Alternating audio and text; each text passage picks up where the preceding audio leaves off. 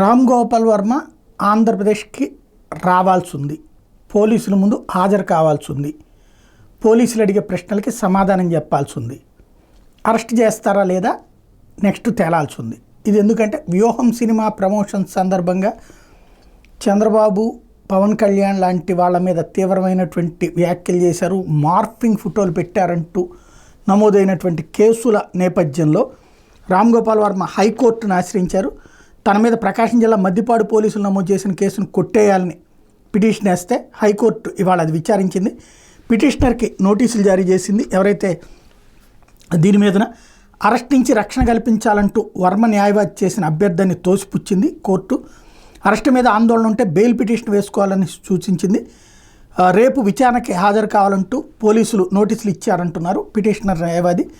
కాబట్టి విచారణకి రామ్ గోపాల్ వర్మ అటెండ్ కావాల్సినటువంటి అవసరం ఏర్పడింది. నెక్స్ట్ ఏం జరుగుతుంది, ఆయన్ని అరెస్ట్ చేయాలి అన్నటువంటి కాన్సెప్ట్ అయితే చాలా బలంగా ఏదైతే తెలుగుదేశం శ్రేణుల నుంచి, జనసేన శ్రేణుల నుంచి ఉన్నటువంటి నేపథ్యంలో ఏం జరుగుతుందో చూడాలి.